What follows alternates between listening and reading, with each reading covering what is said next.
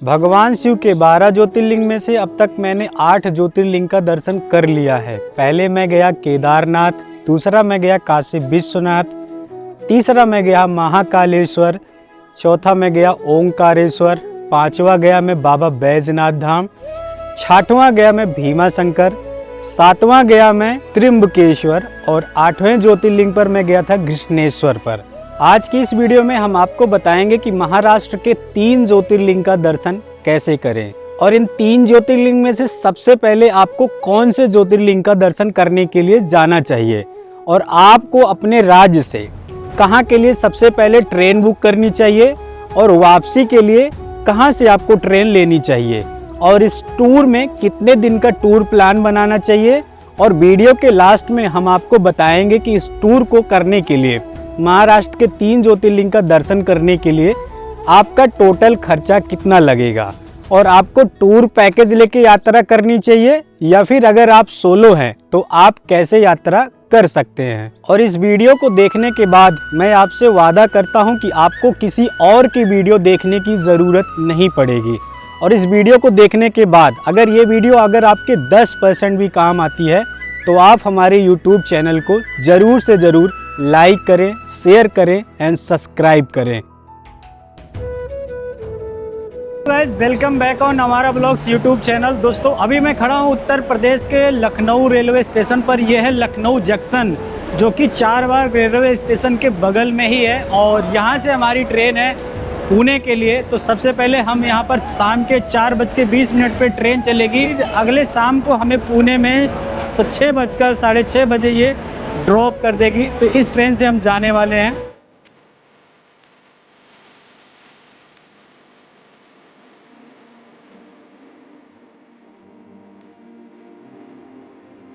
Pune railway station उतरने के बाद अगर आप बस से भीमा शंकर जाना चाहते हैं तो पुणे रेलवे स्टेशन से आपको 200 मीटर पैदल जाना होगा राइट साइड में, जहां पर आपको MSRTC की बस 315 नंबर, 357 नंबर की बस 10 रुपए में मिल जाएगी और सिटी बस लेके आपको छत्रपति शिवाजी महाराज बस स्टैंड जाना होगा। छत्रपति शिवाजी महाराज बस स्टैंड पहुंचने के बाद वहां पर आपको सुबह 5 बजे से लेकर शाम के 4 बजे तक भीमा शंकर जाने के लिए 185 रुपए में बस मिल जाती है। लेकिन इस बात का आप जरूर ख्याल रखें कि बस में बहुत ज्यादा भीड़ होती है, इसलिए आपको 1 से 2 बस के लिए इंतजार करना पड़ सकता है। पुणे रेलवे स्टेशन आने के बाद अगर आप एक सोलो ट्रैवलर हैं या फिर आपके साथ सिर्फ 2 फ्रेंड हैं तो आप क्या कर सकते हैं, आप सरकारी बस की सेवा ले सकते हैं, शेयरिंग टैक्सी से जा सकते हैं। लेकिन वहीं अगर आपके पास 3 फ्रेंड हैं या फिर आपके पास 4 फ्रेंड हैं तो मैं आपको रिकमेंड करूंगा कि आपको एक टैक्सी लेना चाहिए, क्योंकि अगर आप 3 से 4 दोस्त हैं, अगर आप शेयरिंग में जाते हैं तब भी आपका किराया उतना ही लगेगा। वहीं अगर आप एक टैक्सी ले लेते हैं, पर्सनल टैक्सी, तो आपका ज़्यादा से ज़्यादा 400 से 500 रुपये ज़्यादा पड़ेगा। लेकिन आप रास्ते में जहाँ चाहें वहाँ रुक सकते हैं, इंजॉयमेंट कर सकते हैं। तो चलिए एक बार गाड़ी का रेट डिसाइड करते हैं और बुक करते हैं और यहाँ से फटाफट निकलते हैं भीमा शंकर के लिए, क्योंकि शाम हो चुकी है। रेलवे स्टेशन पर भीमा शंकर आने और जाने के लिए प्राइवेट टैक्सी के लिए लोग 4000 रुपए मांग रहे थे। हिंदू न होने के कारण मैंने उनकी टैक्सी को बुक नहीं किया। फिर मैंने ऑनलाइन चेक किया। फॉर श्योर टैक्सी से 5 ज्योतिर्लिंग जाने के लिए एक अच्छे से दाम में अर्टिगा टैक्सी बुक कर दिया। पुणे रेलवे स्टेशन उतरने के बाद हम जा रहे हैं भीमा शंकर के लिए। हमने एक प्राइवेट टैक्सी हायर कर लिया है और रात के 10 बज रहे हैं। रास्ते में एक साईं सागर होटल है जो कि प्योर वेजिटेरियन है, खाना इनका अच्छा दिख रहा है। तो अभी हम बैठे हैं अपने दोस्तों के साथ खाना खाने के लिए। तो ये है, आप देख सकते हैं। तो चलिए एक बार हम खाना खाते हैं और टेस्ट करते हैं कैसा है यहाँ पे खाना। का जो ये रेस्टोरेंट था बहुत ही ज़्यादा नीट एंड क्लीन था, बहुत ही अच्छा इन्वायरमेंट था, खाना नंबर 1 का था। और बनारस में मैंने 1300 रुपये में 4 लोगों ने खाना खाया था। यहाँ पे 1300 रुपये में मेरा बिल बना, सब लोगों ने भरपेट खाना खाया और 6 लोगों ने खाना खाया 1300 रुपये में। भीमा शंकर बस स्टॉप के पास में ही भीमा शंकर होम स्टे है, प्लस उसी के बगल में अनिकेत होम स्टे है। भीमा शंकर होम स्टे का ये नंबर है और अनिकेत का ये नंबर है। आप इन दोनों को फ़ोन करके वहाँ पर एडवांस में होटल बुक कर सकते हैं। और बस स्टॉप से जो भीमा शंकर मंदिर की दूरी है वो मान के चलो 200 मीटर है। अगर आप बस से आते हैं तो जो बस आती है वहीं पर रुक जाती है। इसके अंदर प्राइवेट गाड़ी लाने के लिए आपको 100 रुपये पार्किंग का देना पड़ता है। तो हमने अपनी गाड़ी को अंदर करवा लिया है और अब चलते हैं। चलो भाई, तो हमने 100 रुपये पे कर दिया है और ये जो गाड़ी है मंदिर के बहुत करीब तक जा सकती है। तो बारिश के सीज़न में यहाँ पर इस तरह से कोहरा पड़ा रहता है और जो ये गाड़ी है यहाँ पर आने के बाद ये है मेन गेट और यहीं से जाएंगे दर्शन करने के लिए। और ये जो गाड़ी है यहाँ पर पार्क हो जाएगी, जिसके लिए हमने 100 रुपये पे किए हैं और हमारे लोग उतर चुके हैं। ये देखो मेन दर्शन है, gate number 1, gate number 2 free दर्शन है। तो इस तरह से यहाँ पर आपको सीढ़ियों से उतरना पड़ता है। कितनी सीढ़ी है ये? कितनी सीढ़ी है? हाँ, नहीं पता। आप देख सकते हैं भीमा शंकर में अभी दर्शन करने के लिए बहुत ही खाली समय है और यहाँ पर ये जो ढके हुए हैं येलो कलर में, ये सारी दुकानें हैं जो कि बरसात की सीज़न की वजह से इन सबको ढक दिया गया है। अभी यहाँ पर किसी ने दुकान नहीं लगाई है। अदरवाइज़ ये जो रास्ता है यहाँ पर पूरी लाइटिंग होती है और ये पूरा जगमगाता रहता है। भक्तों की भीड़ से हमेशा ये भरा रहता है। तो मैं आपको एक बार क्लियर कर देता हूँ कि पुणे रेलवे स्टेशन उतरने के बाद हमने एक टैक्सी लिया था, तो हमने अपना रूम वहीं ले लिया था और फिर अपनी प्राइवेट टैक्सी से हम आ गए मंदिर के गेट तक। तो यहाँ तक आने में सिर्फ अभी तक रूम का ही सिर्फ पैसा पे किया है और किसी भी तरह का अभी तक कोई भी खर्चा हमारा भीमा शंकर में नहीं हुआ है। मंदिर में अंदर जाने से पहले जूता चप्पल आपको यहीं पर उतार के जाना है और ये है लिखा है मंदिर दर्शन मार्ग। तो मंदिर में अंदर जाने से पहले यहाँ पर 100 रुपये का एक पाव पेड़ा मिलता है, जिसको हमने यहाँ पर ले लिया है चढ़ाने के लिए। और ये है शिव प्रसादालय पेड़ा स्टॉल। तो हमने अपना 100 रुपये का ये फूल माला प्रसाद ले लिया है और 100 रुपये का पेड़ा ले लिया है। ये है मंदिर का क्यू, जहाँ पर आपको लाइन लगा के इस तरह से जाना पड़ता है। और हमारा नसीब आज के दिन इतना अच्छा है कि मंदिर में बिल्कुल भी भीड़ नहीं है, हम जल्दी से दर्शन पा लेंगे। और ये भैया हमारा यहाँ पे स्वागत कर रहे हैं महादेव की नगरी में। ओम त्र्यंबकम यजामहे सुगंधिम पुष्टिवर्धनम उर्वारुकमिव बंधनम मृत्युर्मुक्षीयमामृताम। तो हमने यहाँ पर अपना टीका लगवा लिया है। टीका लगवाने के लिए आपके ऊपर डिपेंड करता है आप कितना देना चाहते हैं, 10, 20, 50 जो भी है आप दे सकते हैं। उसके बाद इस तरह से एंट्री होती है सीढ़ियों से।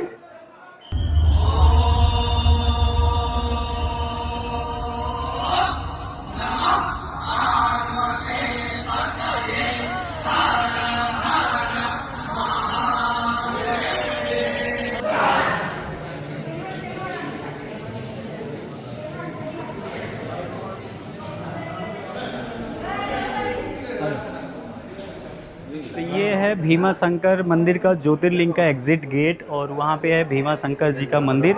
आज के दिन बहुत ही ज़्यादा खाली था और यहाँ पर ज़्यादातर लोगों का आम तर के लोग हैं उनका यहाँ पर टच करके शिवलिंग में दर्शन होता है।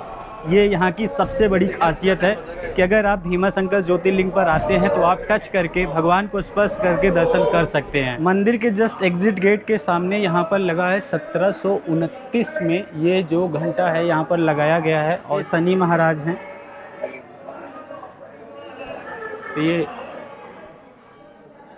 तो अगर आप यहाँ पर आना चाहते हैं, बेस्ट सीज़न होता है अक्टूबर के बाद का। यहाँ पर बिल्कुल भी भीड़ नहीं होती है। मैंने जाके यहाँ पर स्पर्श दर्शन किया है, जल चढ़ाया है पूरी तरह से। लेकिन मंदिर के अंदर वीडियोग्राफी एंड फोटोग्राफी अलाउ नहीं है। चलिए भीमा शंकर आए हैं तो यहाँ पर आपको थोड़ा भीमा शंकर इतिहास के बारे में बता देता हूँ कि यहाँ पर महादेव क्यों विराजमान हुए हैं। और मैं 100% करेक्ट नहीं हूँ, अगर मैं इनकरेक्ट हूँ तो आप मुझे कमेंट सेक्शन में करेक्ट करके ज़रूर बताना। रामायण में युद्ध के बाद प्रभु श्री राम ने कुंभकर्ण को मार दिया था और कुंभकर्ण के मर जाने के बाद उनके पुत्र का जो नाम था वो भीम था। भीम जब बड़ा हुआ तो उसने अपनी मम्मी से पूछा कि मेरे पिताजी का वध किसने किया था। तो उसकी माँ ने बताया कि प्रभु श्री राम ने आपके पिताजी को मारा था। तो अपने पिताजी का बदला लेने के लिए भीम ने ब्रह्मा जी की पूजा की थी और वहाँ से वरदान मांगा था। ब्रह्मा जी ने भीम को वरदान दिया था। भीम एक राक्षस था। वरदान पाने के बाद वो यहाँ के मानव को, देवताओं को, हर किसी को सताने लगा, उन्हें खाने लगा और इसका प्रकोप इतना ज़्यादा था कि पृथ्वी पर अगर कोई भी पूजा करता था तो वो उसको जाके भंग कर देता था, और इसको कोई भी रोक पाना असंभव था, क्योंकि उसको ब्रह्मा जी से वरदान मिला था। और इस बात से ब्रह्मा जी चिंतित थे, और जो भी पृथ्वी पर ऋषि मुनि थे सब चिंतित थे। सब ने जाकर शिव जी का आह्वान किया था, शिव जी से बात की थी, शिव जी को बताया था ये सारी दुर्दशा। तो शिव जी ने यहाँ पर प्रकट होकर भीमा राक्षस का वध किया था। इसलिए इस ज्योतिर्लिंग का नाम है भीमा शंकर, भीमा प्लस शंकर, क्योंकि शंकर भगवान ने भीमा राक्षस को यहीं पर वध किया था। उसके बाद ऋषि मुनियों ने बोला था शंकर भगवान जी से कि आप यहीं पर विराजमान करें, तो शंकर भगवान जी यहाँ पर एक शिवलिंग के रूप में स्थापित हो गए। इसीलिए आपको भीमा शंकर दर्शन करने के लिए आना चाहिए। यहाँ पर जो है टेम्पल ओपन की जो टाइमिंग है वो सुबह 4:45 पे मंदिर ओपन हो जाता है। और एक यहाँ पर जो आरती लिखा है 5:30 बजे, एक 5 बजे की आरती होती है और एक 7:30 बजे की आरती होती है।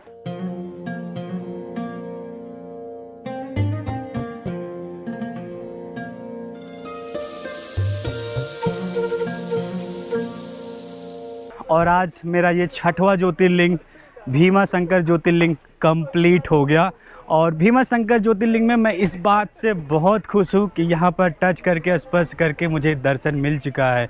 हर हर महादेव। ये है भीमा शंकर के अंदर जाने का गेट, और यहाँ पर मेरी गाड़ी आ चुकी है। और अब हम यहाँ से बैठकर चल रहे हैं नासिक, आपको अगले ज्योतिर्लिंग का दर्शन कराने के लिए। भीमा शंकर के इन टूरिस्ट प्लेसेस को घूमने के बाद अब आपको वापसी करना है। तो आप अगर वहां से त्र्यंबकेश्वर ज्योतिर्लिंग जाना चाहते हैं तो भीमा शंकर बस स्टॉप से कोई भी डायरेक्ट बस त्र्यंबकेश्वर के लिए नहीं जाती है। तो आपको सबसे पहले भीमा शंकर से बस लेने के बाद आपको मंचर जाना पड़ेगा, और मंचर बस स्टॉप से आपको त्र्यंबकेश्वर के लिए, नासिक के लिए डायरेक्ट बस मिल जाएगी। लेकिन यहाँ पर आपको एक बात याद रखना है कि भीमा शंकर बस स्टॉप से जो शाम की बस होती है वो आखिरी बस 6 बजे चलती है। अगर आप 6 बजे वाली बस लेते हैं तो आप 2 घंटे में मंचर पहुँच जाएंगे, और मंचर जाने के बाद आपको फिर वहाँ पर एक नाइट स्टे करना पड़ेगा, क्योंकि मंचर से भी त्र्यंबकेश्वर के लिए रात में कोई भी बस नहीं चलती है। अगर आपको मंचर पहुंचने में शाम हो जाती है और आप एक अच्छे होटल की तलाश में हैं तो आप इस नंबर पर और इस होटल में जाकर स्टे कर सकते हैं। ये आपको सस्ते से सस्ता रूम दे देंगे। भीमा शंकर ज्योतिर्लिंग का दर्शन करने के बाद हम यहाँ से 10:15 बजे निकल चुके हैं, और अब हम जा रहे हैं नासिक के लिए। अब हम देखते हैं कि नासिक पहुँचने में हमें यहाँ से कितना टाइम लगता है, और आज के ही दिन क्या मैं नासिक में दर्शन कर लूँगा। तो चलिए चल के देखते हैं। रास्ते में जहाँ भी खाएंगे पिएंगे आपको सब कुछ दिखाएंगे। ये जा रहा है रास्ता मंचर की तरफ ना, ये है मंचर। भीमा शंकर से नासिक जाने के लिए सबसे पहला टोल आता है, और यहाँ पर जो टोल का प्राइस है 110 रुपये है। और इसी के बगल में ये वाला रेस्टोरेंट है जिसका नाम है फूड कोर्ट। तो चलिए अब हम यहाँ पर कुछ खाते हैं। जब भी मैं महाराष्ट्र की वीडियो देखता था ज्योतिर्लिंग, तो लोग उसमें रिकमेंड करते थे कि जब भी महाराष्ट्र आना मिसल खाना। मिसल मैंने ना तो कभी देखा है ना तो कभी सुना है, और आज मैंने महाराष्ट्र में आके मिसल ऑर्डर किया है। चलिए इसको एक बार खा के देखते हैं कि मुझे कैसा लगता है। तो सबसे पहले मैं आपको दिखा देता हूँ कि दिखता कैसे है। तो ये देखो, ये पता नहीं क्या है, ब्रेड है ना भाई, और ये दही है। अपने को तो मिसल पता भी नहीं है खाया कैसे जाता है। पहले किस में डुबों, चटनी में डुबों, प्याज लूँ।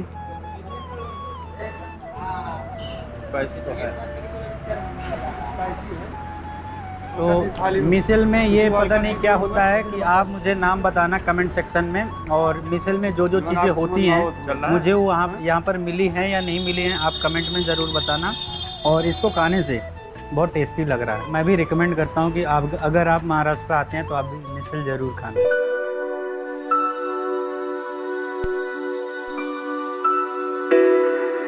ये देखो 50 रुपये यहाँ पर जमा हो गया। तो इस गेट से एंट्री करने के बाद यहाँ पे नगर पालिका का 50 रुपये की पर्ची कटती है, और जो ये पर्ची है ये मैं आपको दिखा रहा हूँ। दोस्तों, अगर आप एक सिंगल पर्सन हैं और आप भी भीमा शंकर से त्र्यंबकेश्वर आना चाहते हैं तो सबसे पहले आपको भीमा शंकर से मंचर आना पड़ेगा। जिसके लिए आपको 180 रुपये का टिकट लेना पड़ेगा। उसके बाद आपको मंचर से नासिक रोड के लिए बस लेना पड़ेगा। नासिक रोड रेलवे स्टेशन आने के बाद आपको त्र्यंबकेश्वर के लिए डायरेक्ट सीएनजी की बस सुविधा मिल जाती है। नासिक रोड रेलवे स्टेशन से त्र्यंबकेश्वर ज्योतिर्लिंग की दूरी है सिर्फ 30 किलोमीटर, जिसके लिए आपको 50 रुपये देना पड़ता है। इसके साथ ही साथ अगर आपको बस नहीं मिलती है तो आपको रेलवे स्टेशन से ही एक साइड का टैक्सी वाला 500 से 700 रुपए लेगा और दोनों साइड का 1500 रुपए लेता है, जो आपको नासिक रोड रेलवे स्टेशन से त्र्यंबकेश्वर लेके जाएगा, दर्शन कराएगा और वापस लाके आपको रेलवे स्टेशन पर छोड़ देगा। तो पुणे से हम पहले गए भीमाशंकर में हमने दर्शन किया, फिर हम वहाँ से आए नासिक में त्र्यंबकेश्वर में दर्शन करने के लिए। यहाँ पर आया शाम हो गई और भीमाशंकर से नासिक पहुँचने में हमें करीब 6 घंटे लगे और हमारी गाड़ी अब तक 370 किलोमीटर चल चुकी है। और यहाँ आने के बाद हमने रूम तलाशा तो यहाँ पे हमें कोई रूम खाली नहीं मिला। यहाँ पर रूम इसलिए नहीं खाली मिला क्योंकि यहाँ पर 3 दिन की एक पूजा चल रही है। उस पूजा के चक्कर में यहाँ के जितने भी होटल हैं वो सब ऑलरेडी पैक हो चुके हैं, फुल हो चुके हैं। तो अब हमारा प्लान ये है कि हम चलते हैं, अपने कपड़े चेंज करते हैं और त्र्यंबकेश्वर में दर्शन करते हैं और यहाँ से निकलते हैं पंचवटी की तरफ। यहाँ पर बारिश हो रही है इसलिए अजनेरी पर्वत और ब्रह्मगिरी पर्वत को हम इस बार कवर नहीं कर पाएंगे क्योंकि बारिश हो रही है लगातार, और बारिश में पहाड़ के ऊपर जाना अच्छी बात नहीं है क्योंकि वहाँ पे सीढ़ियाँ हैं, वो फिसल सकती हैं, रिस्क हो सकता है। फाइनली अब मैंने अपने कपड़े को चेंज कर दिया है। शाम के 7 बज रहे हैं और यहाँ की जो मार्केट है इस तरह से पूरी भरी हुई है और यहाँ पे बहुत ज़्यादा आज भीड़ है। इस तरह से आप देख सकते हैं जहाँ पर महादेव विराजमान करते हैं वहाँ की गलियाँ जो होती हैं वो पूरी खचाखच फुल होती हैं। ये है मेन चौराहा, सकते हैं ये है त्र्यंबकेश्वर मंदिर। मैंने यहाँ पर ये 100 रुपये का प्रसाद ले लिया है चढ़ाने के लिए त्र्यंबकेश्वर मंदिर में और अभी चल रहे हैं दर्शन करने के लिए। अब हम मंदिर में प्रवेश कर रहे हैं दर्शन करने के लिए। ओम त्र्यंबकम यजामहे सुगंधिम पुष्टिवर्धनम उर्वारुकमिव बंधनम मृत्युमुक्षीमामृताम्।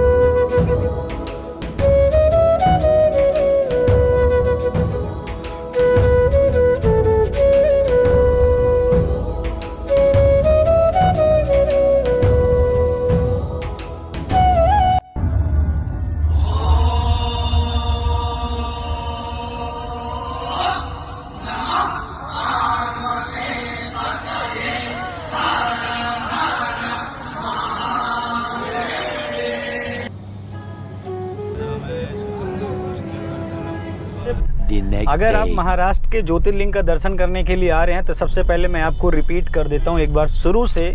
सबसे पहले मैं आया पुणे से मैंने टैक्सी बुक की, फिर मैं गया भीमाशंकर, वहाँ पे मैंने दर्शन किया, स्टे किया। उसके बाद मैं आ गया त्र्यंबकेश्वर। कल रात में मैंने शाम को 7 बजे त्र्यंबकेश्वर में दर्शन किया यहाँ पर। फिर उसके बाद त्र्यंबकेश्वर में आपको घूमने लायक क्या क्या चीज़ें मिलेंगी, पहला तो है अजनेरी पर्वत, दूसरा है ब्रह्मगिरी पर्वत। ये 2 चीज़ें हैं जो मेन है त्र्यंबकेश्वर में। तो इन जगहों पर मैं नहीं जा पाया क्योंकि बारिश हो रही थी। फिर मैं आ गया पंचवटी। तो अगर आप नासिक आते हैं तो सारी जो टूरिस्ट प्लेसेस है घूमने लायक वो पंचवटी में है, इसलिए आपको एक नाइट पंचवटी में स्टे करना है। तो अभी सुबह हो चुकी है, हम जा रहे हैं पंचवटी घूमने के लिए और आपको स्टेप वाइज बताएंगे कि सबसे पहले अगर आप पंचवटी में आते हैं तो किन किन प्लेसेस को पहले घूमना चाहिए। तो अभी आप मेरे पीछे देख सकते हैं काला राम मंदिर। ये मंदिर प्रभु श्री राम जी के लिए बनवाया गया है, इसे काला राम मंदिर कहते हैं। और इसमें भगवान श्री राम की जो प्रतिमा है, जो मूर्ति है, वो काले कलर में है। और यहाँ पर आप देख सकते हैं काला राम मंदिर, ये पूर्वी दरवाज़ा है और इस काला राम मंदिर में 4 दरवाजे हैं। मंदिर के आसपास ही यहाँ पर आप देख सकते हैं फूल वगैरह है जो दर्शन के लिए आप ले सकते हैं। और मंदिर के ही समीप यहाँ पर ये चप्पल उतारा जाता है। तो आप देख सकते हैं इस काला राम मंदिर की जो हाइट है, ऊंचाई है, वो इस तरह से है। मंदिर में प्रवेश करने से पहले ही यहाँ पर हनुमान जी विराजमान हैं, जो कि हमेशा प्रभु श्री राम के रक्षक होते हैं। तो इनको गेट पे ही लगाया गया है ताकि यहाँ पर इनकी रक्षा कर सके प्रभु श्री राम की। यहाँ से है ये मंदिर का प्रवेश द्वार।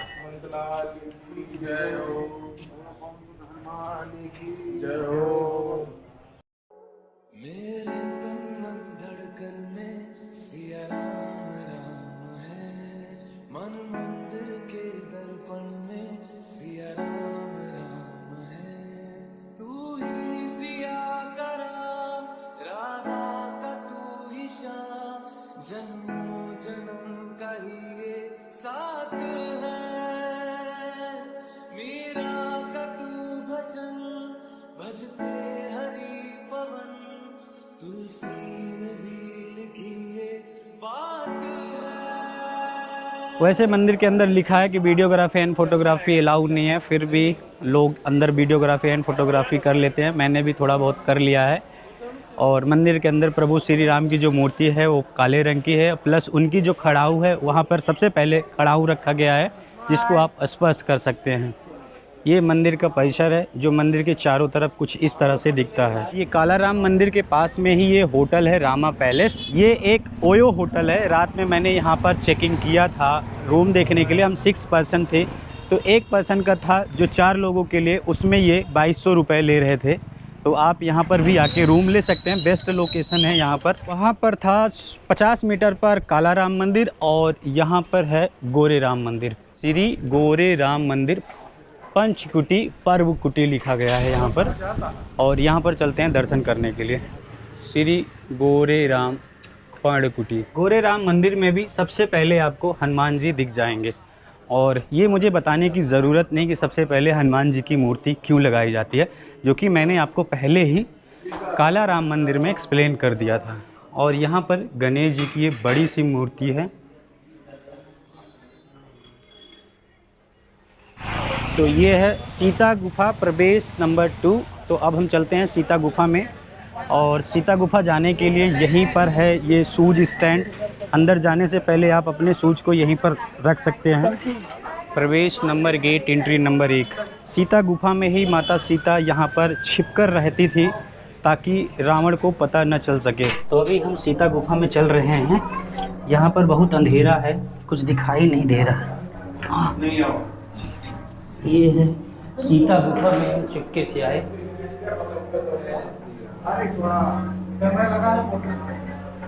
माता सीता इसी गुफा में रहती थी जिस गुफा से अभी हम आए हैं। और यहाँ पर प्रभु श्री राम, माता सीता और भाई लक्ष्मण की फोटो विराजमान है। तो सीता गुफा में 2 छोटी छोटी गुफा थी। पहली गुफा में प्रभु श्री राम, लक्ष्मण और माता सीता की फोटो लगी थी। दूसरी गुफा में शिवलिंग विराजित था, जहाँ पर माता सीता गुप्त गुफा में जाके वहाँ पर शिवलिंग की पूजा किया करती थी। तो आप इसके अंदर आ सकते हैं, एक बार देख सकते हैं। एक्सपीरियंस बहुत अच्छा है।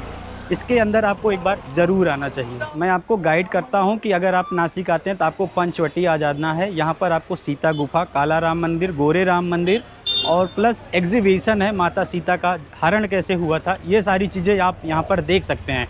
इसके बाद आपको यहाँ से 4 किलोमीटर जाना है। जैसे मैं प्राइवेट साधन से आया हूँ तो मैं अपने प्राइवेट साधन से चला जाऊँगा। अदरवाइज़ यहाँ पर माता सीता के गुफा के पास में ही इस तरह से ये ऑटो लगे होते हैं, जिसके लिए आपको 300 रुपये पे करना है और आपको तपोवन लेके जाएंगे। वहाँ पर 11 प्लेसेस हैं, आपको एक्सप्लेन करेंगे और घुमाएंगे। उसके बाद आपको फिर से लाकर इसी प्लेस पर छोड़ देंगे। तो चलिए अब हम चलते हैं तपोवन। जय श्री राम। माता सीता की गुफा से यहाँ से जो तपोवन है वो 4 किलोमीटर की दूरी पर है और मैं अपनी पर्सनल कार से अब जा रहा हूँ तपोवन लक्ष्मण जी मंदिर। सीता गुफा से जो आप ऑटो रिक्शा लेते हैं ये तपोवन के रिक्शा स्टैंड पर लाके छोड़ देते हैं। और ये है तपोवन का रिक्शा स्टैंड। यहाँ पर देख सकते हो इतने सारे रिक्शा खड़े हुए हैं। इसके साथ साथ रिक्शा स्टैंड के जस्ट बगल में ही लक्ष्मण जी का मंदिर है। तो अब मैं आपको लेके चलता हूँ लक्ष्मण जी का मंदिर, जहाँ पर लक्ष्मण जी ने शूर्पणखा की नाक काटी थी। और यहाँ पर ये चीज़ें प्रॉपर लिखी हुई है। ये देखो, श्री लक्ष्मण जी का मंदिर, शूर्पणखा की नाक काटी हुई जगह, और इसी जगह पर शूर्पणखा जी की नाक काटी थी। तो मंदिर के प्रवेश द्वार से पहले ही यहीं पर है शूज स्टैंड। ये लक्ष्मण जी के मंदिर का ये परिसर है। मंदिर के परिसर में चारों तरफ आपको दिखाया गया था कि कैसे यहाँ पर ये हिरण आया था। सबसे पहला स्टेप आप ये देख सकते हैं। दूसरा स्टेप ये है जहाँ पर राक्षसों को मारा गया था। तीसरा स्टेप यहाँ पर बनाया गया है जहाँ पर सबरी के जूठे वेर प्रभु श्री राम ने खाए थे।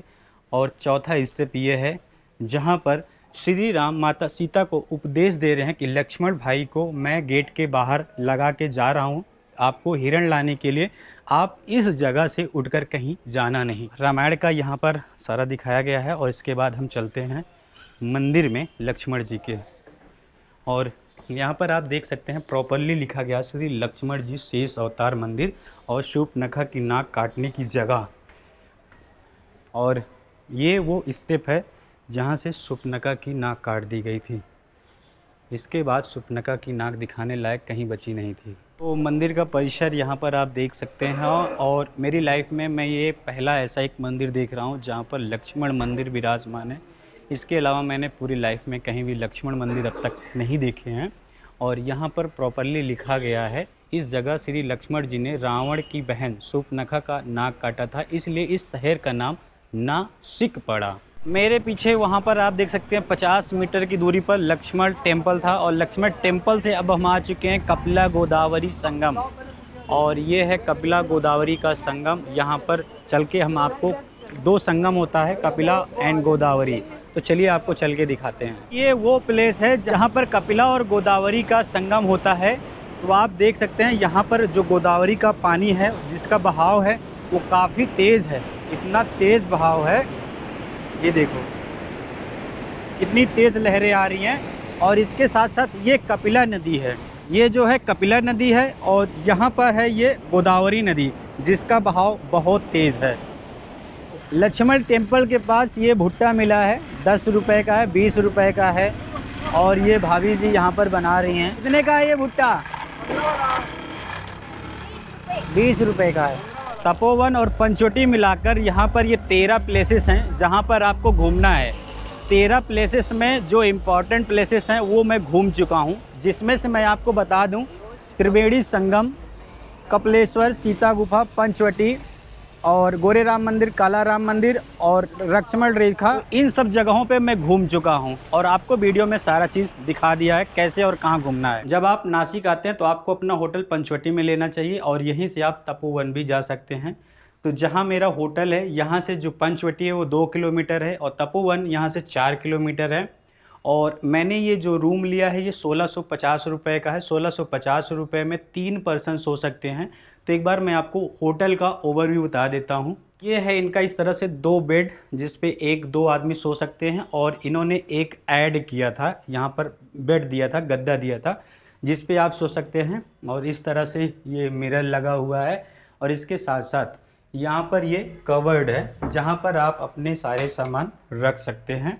और अभी लाइट नहीं है। यहाँ पे इनका ये वॉश बेसिन है और ये लैट्रिन बाथरूम है। तो इसी तरह मैंने यहाँ पर 2 रूम लिया था। 1650 का एक था जिसमें हम 3 लोग सोए थे और दूसरे रूम में भी 1650 का था जिसमें हम 3 लोग सोए थे। टोटल हम यहाँ पे 6 लोग सोए थे और हमारा जो टोटल रूम का प्राइस था वो था 3300 रुपये। तो अब इस होटल को हम यहाँ से छोड़ रहे हैं और चल रहे हैं, यहाँ से हम जाएंगे शनि सिग्नापुर। तो अब बारी आती है होटल को पेमेंट करने की। तो यहाँ पर इनको देना है 3200 कितने रुपए? 48 रुपये। तो ये देख लो 3248 रुपये 2 कमरों का, जिसमें हम लोग 6 लोग सोए थे। अरे ठीक है यार, 5 रुपये पानी का।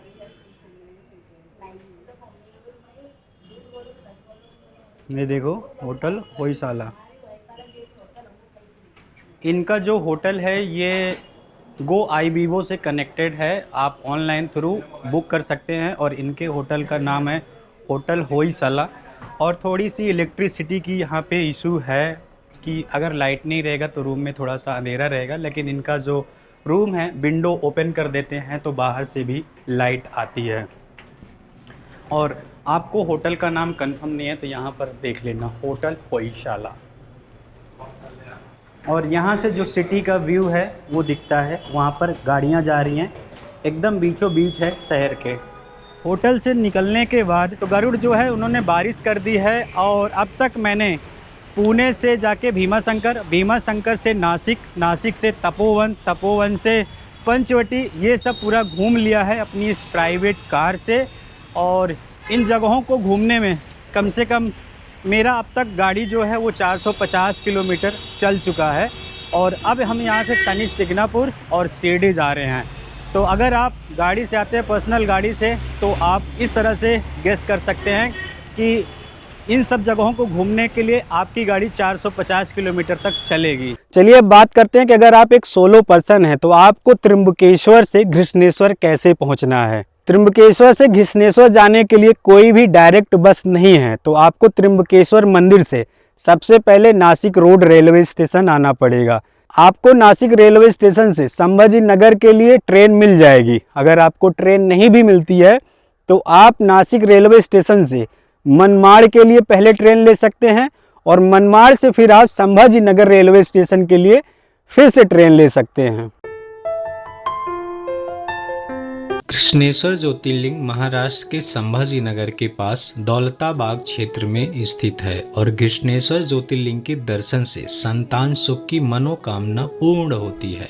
संभाजी रेलवे स्टेशन आने के बाद स्टेशन के बाहर से ही आपको शेयरिंग टैक्सी, बस की सुविधा ज्योतिर्लिंग तक जाने के लिए मिल जाएगी। अगर आप बस से आना चाहते हैं तो आपको 50 रुपये और वहीं अगर आप शेयरिंग टैक्सी लेना चाहते हैं तो आपको 200 रुपये देकर घृष्णेश्वर ज्योतिर्लिंग तक पहुंचना होगा। तो अभी हम आ चुके हैं घृष्णेश्वर ज्योतिर्लिंग मंदिर। यहाँ से सिर्फ 160 मीटर की दूरी पर है। वहाँ पर है टेम्पल, आप देख सकते हैं घृष्णेश्वर ज्योतिर्लिंग का। और यहीं पर मंदिर के आसपास आप देख रहे हैं श्री शिव मेवाड़ भोजनालय, खाने पीने के बहुत सारे होटल मंदिर के सिर्फ 160 मीटर की दूरी पर ही है। और रास्ते में और भी सारे खाने पीने रहने के यहाँ पर आप व्यवस्था आराम से कर सकते हैं। यहाँ भी आप देख सकते हैं भोजनालय। और ये है घृष्णेश्वर की कार पार्किंग। और कार पार्किंग से ही जस्ट आप इस रास्ते से जाएंगे दर्शन करने के लिए। हर हर महादेव। तो यहाँ पर उतरते ही हमारा स्वागत किया गया, क्योंकि हम महादेव के भक्त हैं और यहाँ पर दर्शन करने के लिए आए हैं। और साथ में ही यहाँ पर ये 20 रुपए का इतना सारा फूल दिया गया महादेव को चढ़ाने के लिए। इस तरह से गली है, गली के आसपास आप फूल, माला, प्रसाद वगैरह सब कुछ ले सकते हैं। तो ये जो मेरा फूल है, फूल मुझे मिला है 20 रुपए का, प्लस इसमें ये बेल पत्र और इसमें ये बेल रखा गया है, जो कि मुझे टोटल ये 50 रुपए का प्रसाद मिला है। तो चल रहे हैं अब हम दर्शन करने के लिए। ये है श्री घृष्णेश्वर ज्योतिर्लिंग का एंट्रेंस गेट। एंट्रेंस गेट के पास में ही आपको यहाँ पर जूता चप्पल स्टैंड मिल जाएगा और लॉकर मिल जाएगा। यहाँ पर यहाँ पर और यहाँ पर कह भी रहे हैं कि मोबाइल कैमरा वगैरह सब कुछ अंदर रख के आना है। यहाँ पर तुम ये बताओ कि मोबाइल यहाँ पर रखने के लिए कितने रुपए लेते हो? बैग के 10 रुपए। तो और ये प्रसाद कैसे यहाँ पर देते हो आप? ये कितने का है? ये 120 का है। तो इनकी ये दुकान है ओम जय श्री घृष्णेश्वर, जो कि मंदिर के गेट से सिर्फ 20 मीटर की दूरी पर है। तो यहाँ पर आप आकर लॉकर में सामान और प्रसाद इनके यहाँ से ले सकते हैं। ओम नमः शिवाय। घृष्णेश्वर ज्योतिर्लिंग में मैंने दर्शन कर लिया है। दर्शन करने के लिए करीब 1 घंटे की वेटिंग चल रही है और यहाँ पर VIP पर्ची कट। तो यहाँ पर बहुत सारे एजेंट हैं, वो आपसे डील करते हैं। 300 रुपये मैक्सिमम होता है। हम लाइन में खड़े थे, हमें ज़्यादा समय लग रहा था, हमने 200 रुपये पर पर्सन के हिसाब से डील किया और जाकर घृष्णेश्वर ज्योतिर्लिंग में दर्शन किया। जब आप दर्शन करने के लिए अंदर जाओगे तो आपको अपने कपड़े उतारकर अंदर दर्शन करने के लिए जाना पड़ेगा। ऊपर का शर्ट उतार के जाना पड़ता है, पैंट आप पहन के जा सकते हैं। महिलाओं के लिए ऐसा कोई रूल एंड रेगुलेशन नहीं है। अभी घृष्णेश्वर ज्योतिर्लिंग का दर्शन करने के बाद मैं आ चुका हूँ शिवालय कुंड। और ऐसी मान्यता है कि घृष्णेश्वर ज्योतिर्लिंग का दर्शन करने के बाद आपको, अगर आपने शिवालय कुंड का दर्शन नहीं किया है तो आपकी यात्रा अधूरी मानी जाती है।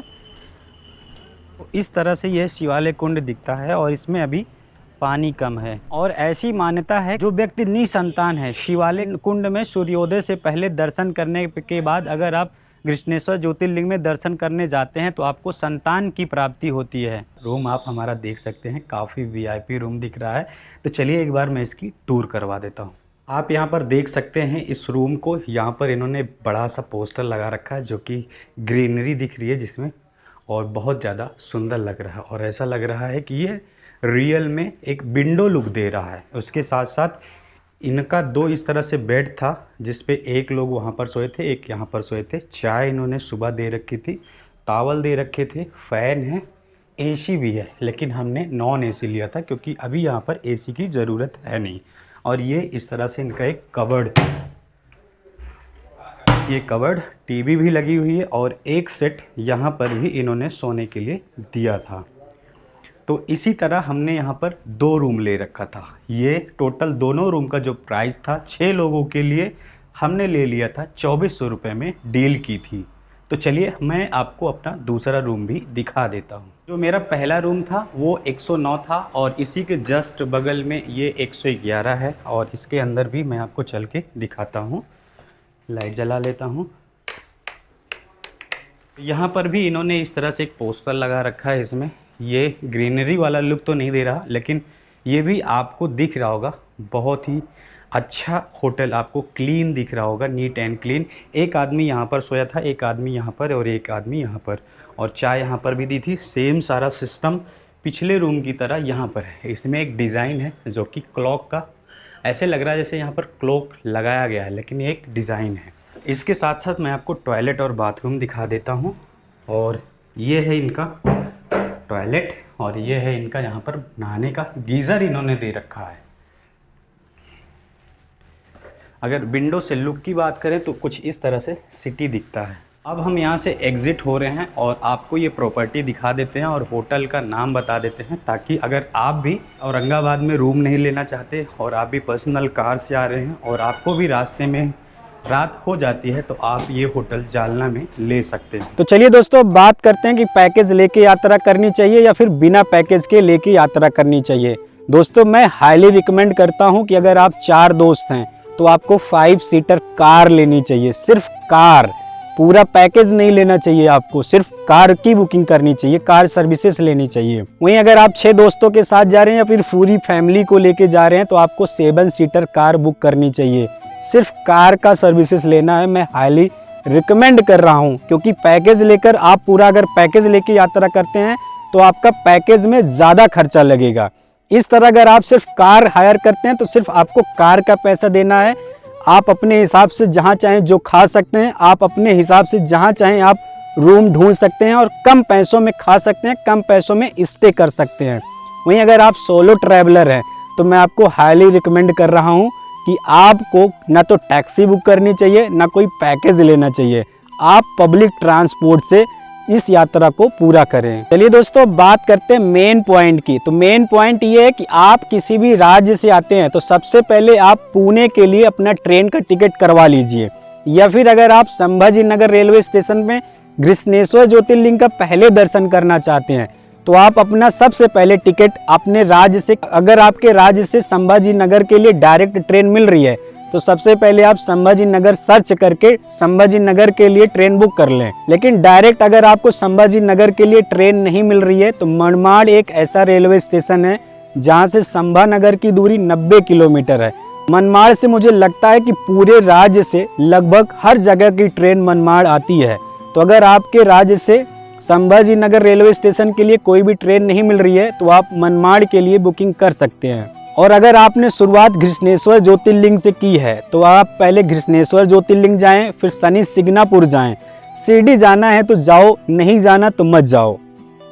उसके बाद आ जाओ आप त्र्यंबकेश्वर ज्योतिर्लिंग। त्र्यंबकेश्वर ज्योतिर्लिंग दर्शन करने के बाद आप वहां से चले जाओ भीमा शंकर, और भीमा शंकर में दर्शन करने के बाद आप अपनी वापसी की जो ट्रेन है वो पुणे से अपने घर के लिए कर सकते हैं। लेकिन मैंने जो अपनी जर्नी है इस तरह से की, पहले मैं पुणे के लिए अपने राज्य से लखनऊ रेलवे स्टेशन से मैंने पुणे के लिए ट्रेन बुक की, फिर मैंने वहां से टैक्सी हायर किया, फिर मैं इन सब जगह जाके दर्शन करके घूम के आया और वापसी का जो मैंने अपना ट्रेन का टिकट बुक किया था, घृष्णेश्वर में ज्योतिर्लिंग का दर्शन करने के बाद मैं चला गया था चालीसगांव। चालीसगांव एक ऐसा रेलवे स्टेशन है जो घृष्णेश्वर से सिर्फ 60 किलोमीटर की दूरी पर है। वहीं अगर आप मनमाड़ से वापसी का ट्रेन लेते हैं तो मनमाड़ घृष्णेश्वर से 90 किलोमीटर है। तो मैंने कहा यार, जब मैंने पर्सनल टैक्सी हायर किया तो मैं मनमाड़ क्यों जाऊं। मैं चला गया चालीसगांव गया, वहां पर नाइट में स्टे किया और सुबह सुबह चालीसगांव से मेरी वापसी की ट्रेन थी। तो इस तरह से मैंने इस यात्रा को कंप्लीट किया था। दोस्तों, अब जो मैं आपको बताने वाला हूँ ये सबसे इम्पोर्टेंट टॉपिक है और वीडियो के आखिरी में मैंने इसको बताया था कि मैं आपको बताऊंगा। तो बहुत से लोग कंफ्यूज रहते हैं कि यार मैं इतनी दूर जा रहा हूँ यात्रा करने, मुझे यही नहीं पता कि इस टूर में कितने दिन का समय लगेगा। तो दोस्तों, मैं आपको बता दूं कि जब आप अपने राज्य से ट्रेन की टिकट बुक करते हैं और आप पुणे रेलवे स्टेशन पे आ जाते हैं तो पुणे रेलवे स्टेशन से आपको 4 दिन काउंट करना है। 4 दिन इस यात्रा को करने में पुणे रेलवे स्टेशन से आपको 4 दिन लगेगा टैक्सी से, क्योंकि मैंने टैक्सी से ही किया था तो मुझे टोटल 4 दिन लगे थे। तो चलिए दोस्तों, सबसे आखिरी और इम्पोर्टेंट बात बता देते हैं कि इस यात्रा को करने में टोटल कितना पैसा लगेगा। दोस्तों, इस यात्रा को मैंने अपने 6 दोस्तों के साथ किया था और मैंने एक प्राइवेट टैक्सी हायर किया था। तो मेरा जो टोटल खर्चा रहने का, खाने का, घूमने का, पेट्रोल का जितना भी था, मेरा जो भी था इंक्लूड करके दोस्तों के साथ मेरा जो बजट आया था वो 10,000 रुपये आया था। इस हिसाब से सोच सकते हैं, अगर आप अपनी फैमिली के साथ आ रहे हैं, अपने दोस्तों के साथ आ रहे हैं, अगर आप 4 दोस्त आ रहे हैं, अगर आप 6 दोस्त आ रहे हैं, तो इस हिसाब से आप भी अपना बजट 10 से 12,000 का बना के आना। वहीं अगर आप सोलो ट्रैवलिंग कर रहे हैं तो इस यात्रा में आपका पैसा कम लगेगा लेकिन आपको थकान ज़्यादा महसूस होगी।